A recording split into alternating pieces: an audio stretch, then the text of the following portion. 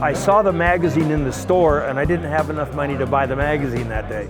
And I thought it said build a Dodge Charger. So when I got some money, I went and bought a Dodge Charger and I narrowed it and got it all ready. And then I went to the store and I had enough money to buy the magazine and it said build a Dodge Coronet. So I had to start completely over again with the body. This show was started by Mark Gustavson and I. He and I were neighbors. Mark and I sat on our front porches years before and designed this whole idea of this contest. First 3 of these shows I helped judge and run. And the most cars we've ever had was 3 years ago. We had 420 and I think they're up to 760. Now, today. Yes. In this room. In this room, yeah. And it's unbelievable. But you know why we have so many? Oh yeah, because this is the very last one. Well, no. And everybody wants to participate. Yeah, but I think you're part of that. What you've done as a writer has inspired this entire room. Everybody here has read these articles. I have had so many of the people that are here this week come up to me and thank me for having gotten them started. Yes. In building something really unique.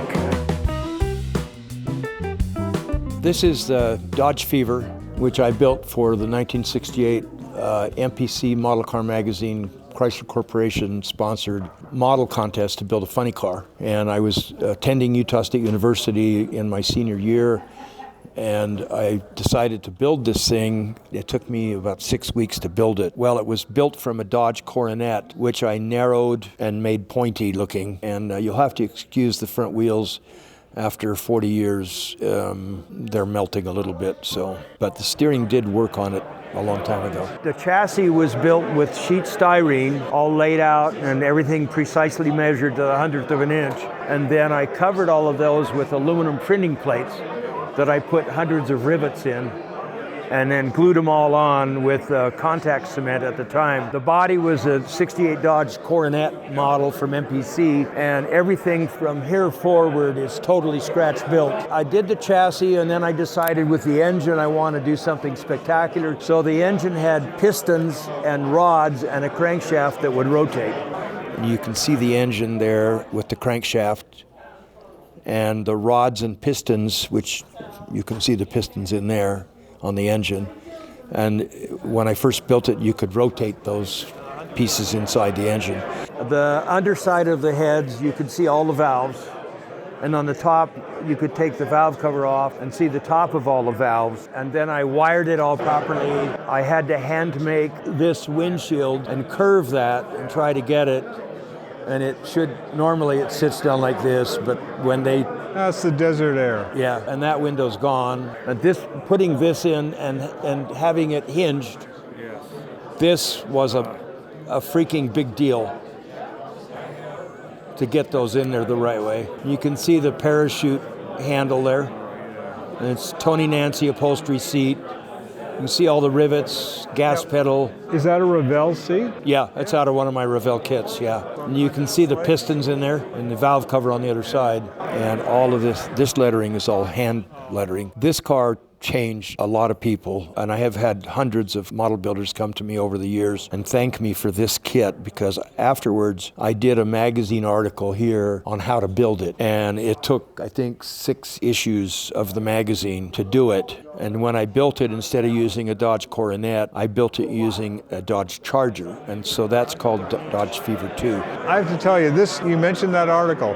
I studied that more than any book I studied in school that year. Because so many guys have told me that, yeah. What that taught me was that you don't have to just open the box and build what's inside. Yeah.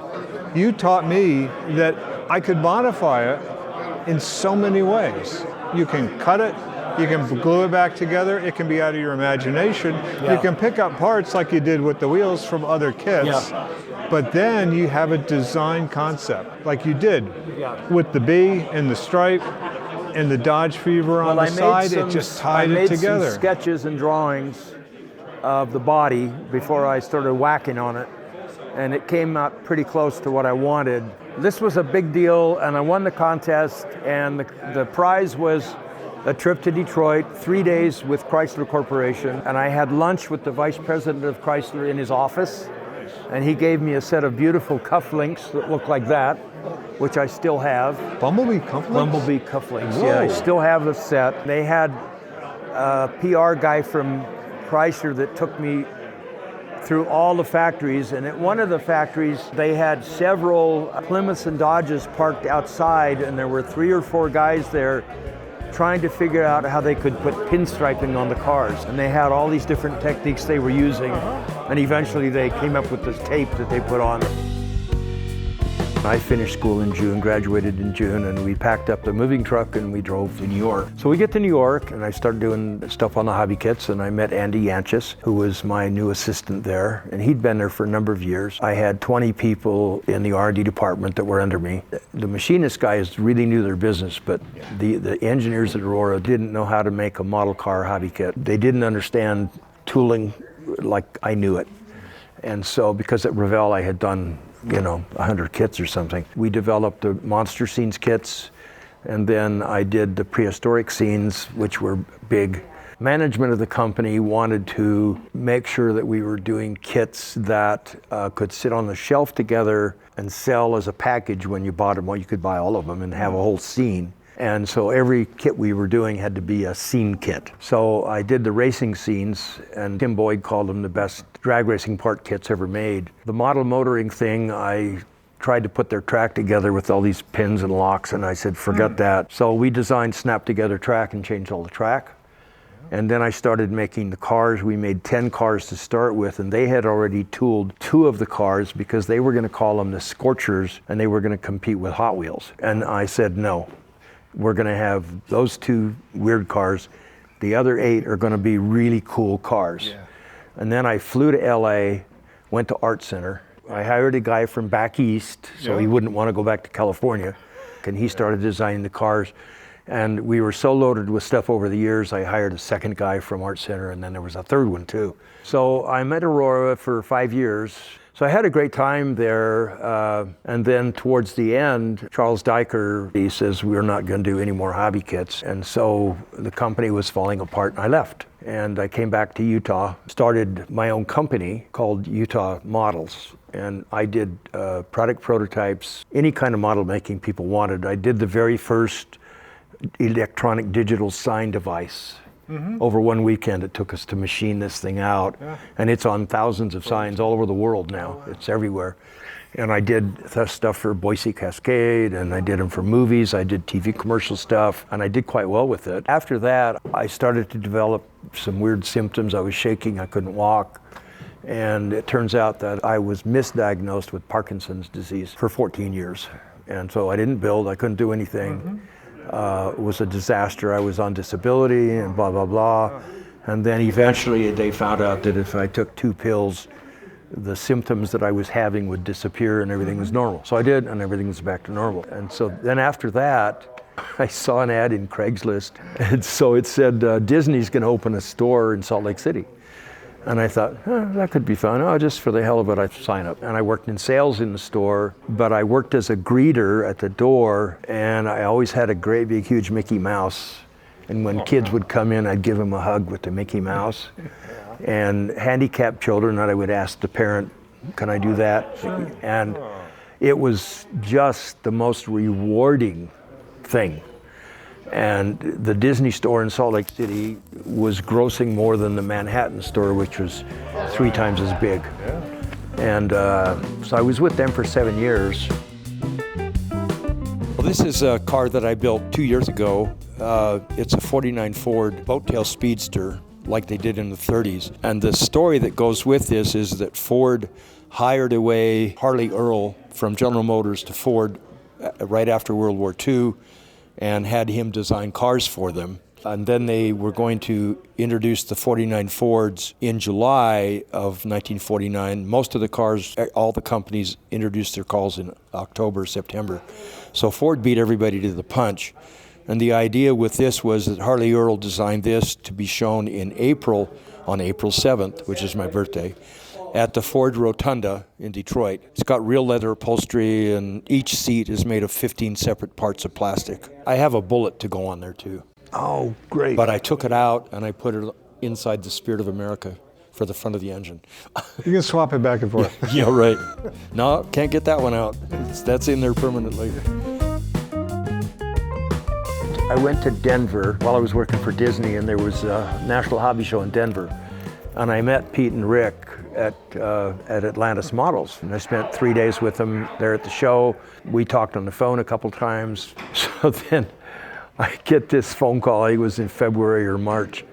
And it was Pete from Atlantis. And he said, we would like to hire you to utilize all this old Revell tooling to make new kits for us. And we want to call them Keeler's Customs and put your name on the box. Oh, how sweet. He says, that is so perfect. He says, I need a logo. Okay. Yeah. Oh, okay. He says, but I need it tomorrow. I got a hold of Gene Chambers. He's my artist. We sat down and did a logo. So what happens is I'm at home in my shop there, and I have literally everything you need to build any kind of plastic model kit or brass kit. They started sending me test shots of all of these from these molds that were 62 years old. But this was from the era when you worked at Revell. These were so the in tools. Essence, it's like full circle. Yeah. You're getting absolutely. to see these again. Right back to the start again. Exactly. How cool was that? It was just stunning. Yeah. Absolutely amazing. Yeah. So I put all of these kits together. I wrote up all the information.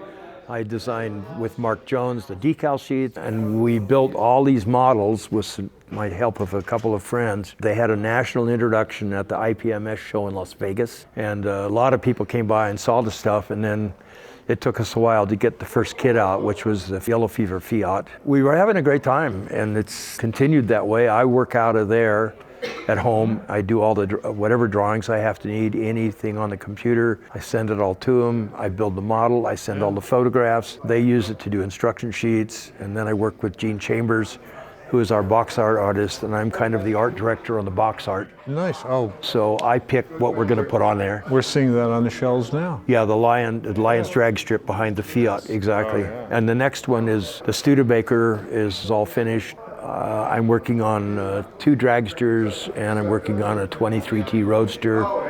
And then beyond that, I've got 55, 56, 57 Chevys. One of them's going to be driving into a drive-in theater. Another one's going to be at a restaurant, blah, blah, blah. These are on your bench now? And yeah. You're doing the development? I'm doing the development on those right now, yeah. So those are, cool. I just have to finish doing with Mark Jones to do the decal sheets, and with Gene for the box art. And so those are nearly all complete. What could be better? No, it's like amazing. And I got my nice little shop, and right now it's a chicken coop because I bought these chickens. They're huge. They're a month old and they're this tall already. Well, thanks, Jim. Okay. It's great talking. Cool. Yeah. I appreciate all you've done for the hobby. Thank you very much. Yeah, this is cool. Good to see you today.